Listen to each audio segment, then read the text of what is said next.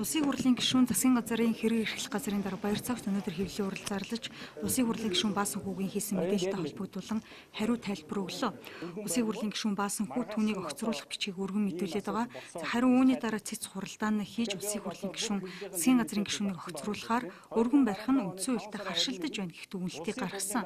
Энэ дүгнэлттэй холбоотойгоор Баасан хүү гишүүн үндсэн хуулийн цэцийг баяр цогтын талд улс төрчсөн шийдвэр гаргаж Улсын хурлын гишүүний бүрэн эрхэд халтсан гэж мэдэгдэж байсан юм.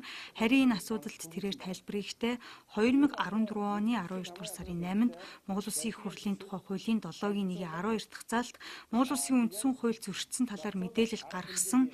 Ингээд бүх процедурынхаа дагуу явсаар цэцгийн дунд судлалын хуралдаанаар уг дүгнэлтийг гаргасан учраас захиалсан юм шиг ойлголт өгч ярих нь утгагүй бөгөөд хувь хүний нэр хүндэд халтсан хэрэг болж байна гэсэн юм а.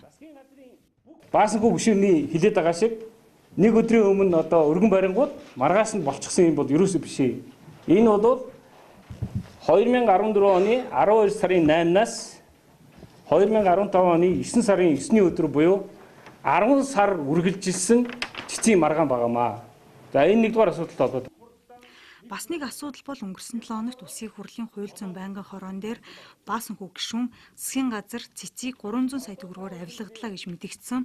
За үүний хариуд баяр цогт гишүүн үндсэн хуулийн цэцэд биш үндсэн хууль батлагдсны 25 жилийн ёсчлол тэмдэглэх хүрээнд хөрөн гаргахаар болсон. За гэхдээ төсвийн тодтголоор энэ төрлийн санхүүжилтийг хойшлуулсан гэсэн юм.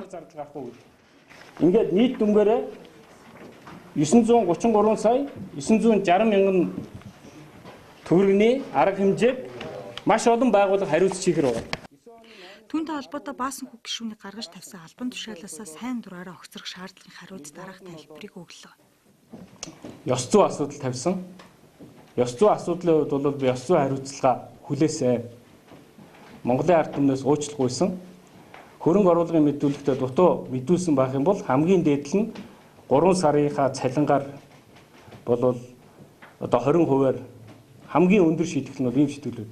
Энтэй холбогдуулаад би төрийн өндөр албан тушаал хашиж байгаа учраас энэ албан тушаалаа огцрох энэ саналаа өөрөө гаргаад хуулинд байхгүй хуулиас давсан санал байгаа. Энэ хариуцлага хүлээсэн. Хоёрдугаар асуудал үнэлцгүйгээр одоо ажилласаа халагдсан хүмүүсийн талаар ярьсан байгаа. Энэ дээр өргөдлийн байнгын орон дээр нээлттэй хэлцүүлэг хийсэн. Энд бол хамаарагдчихсэн олон яамдын сайд нар төрийн нарийн бичгийн дараа нар бол оролцсон. Энтэй холбогдуулаад тухайн албан тушаалтнууд дээр бол хариуцлага тооцсон. Зарим нэг албан тушаалтнууд бол шүүхийн шийдвэрээр эргэж ажилдаа томилогдсон. Энийг зөвхөн нэг одоо албан тушаалтанд холбох. Өөрөөр хэлбэл манай засгийн газрын хэрэг эрхлэх газартай холбоотой нэг ч асуудал байхгүй.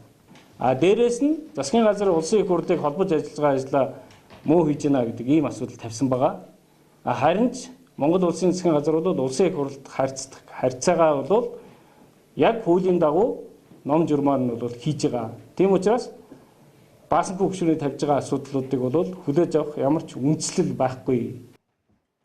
Ингээд тэрээр Улсын хурлын гишүүн Баасан хүүг олон нийтэд худал мэдээлэлд хараасан гэж үзээд түүний ярьсан хэлсэнд тусгасан сар өдрүүдийг шүүн тогтоож үндслэлгүй гэдгийг батлах баримт мэдээллүүдийг багцлан сэтгүүлчдэд тараасан юм а.